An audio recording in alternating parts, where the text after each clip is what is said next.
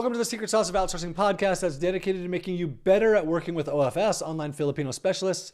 This is episode 218, handing off a process to an OFS.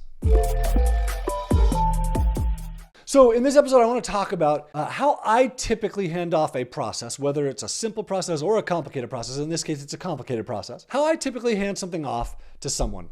And you can take what I do here and apply it to your business and how you do things, or you can try and do it a different way. It doesn't really matter as long as you're handing something off and understand the pitfalls that go along with it. So it would be super nice to hire someone and say, hey, go do my SEO for me, or whatever it is. Typically, that's not how it works, though. Usually just saying, hey, go do something.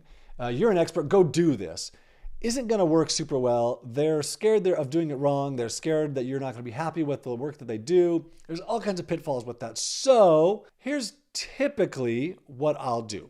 So for a lot of years, I wanted to create these done-for-you trainings for you so that you can hand them off to your workers. And years ago, like 15 years ago, I was creating these for myself, and then I started making them available to other people. But after a number of years, I stopped creating them for myself, and I stopped making them available, and I stopped updating them, so I stopped selling them because I didn't want to sell something that was outdated. But I knew people really, really want these. I've had so many requests for them over the years, and when I was selling them before, tons and tons of people were buying them. So I wanted to create them again. So the first thing that I wanted to do was I wanted to say to someone on my team, hey, go do this. But I knew that wasn't going to work. So I created the concept, which the concept is that I'm going to create a training. I'm going to make sure it's filtered for the Filipino VA, the OFS, foreign employer relationship, because there are some interesting dynamics with that I've talked about lots of times. So that's the concept. I'm going to create that training. You're going to give it to your OFS. It's going to be a general thing for any business so that you can give it to them. So that's what I want to create. And I determined early on, I'm not the one who's going to be creating these trainings. I need to find experts to create them.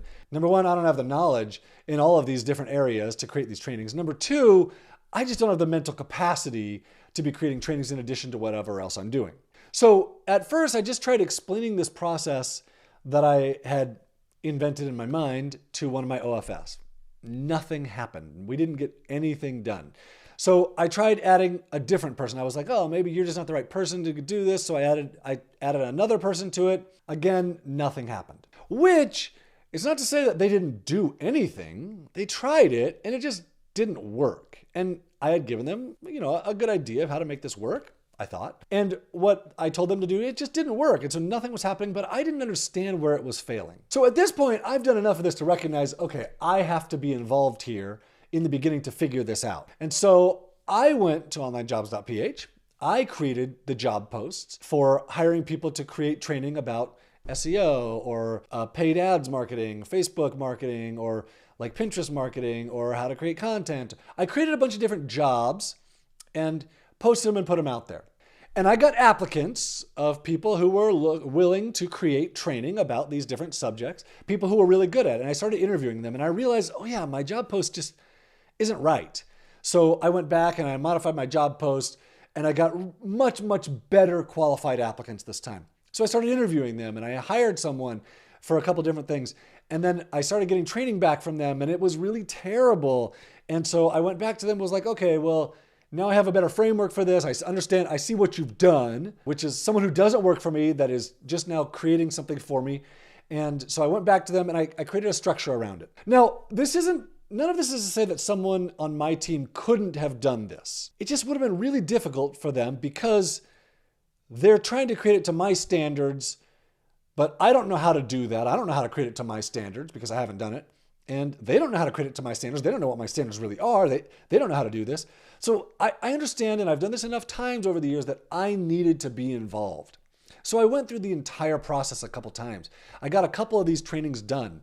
Then I had a really good idea of how to turn this over to someone on my team. So I went back to that very first person that I asked to do it the first time and had them do it given what I now knew. And they went through it and hired someone and it worked perfectly. And I gave them some feedback through the process. Then the second time we went back and did it again, and I wasn't involved at all that time. And since then we've created, I think we're working on like number 45, training number 45 right now or something like that, where I had to do like the first 2 or 3 of them.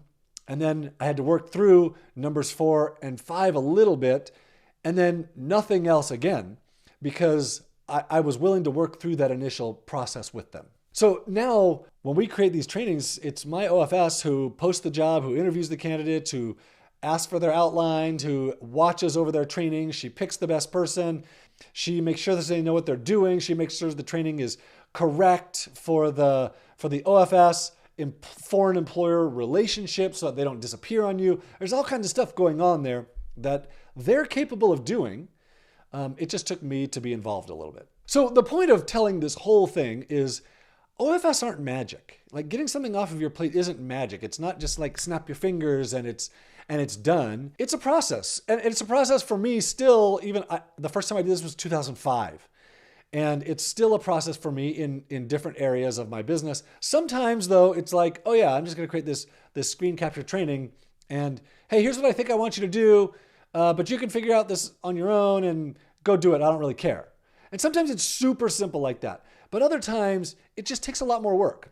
And once that work is done, it gets really amazing for a really long time. So if you're willing to be patient with this and you're willing to work through things a little bit, you can get really amazing things done by amazing people at super affordable rates. You just have to be willing to be patient a little bit.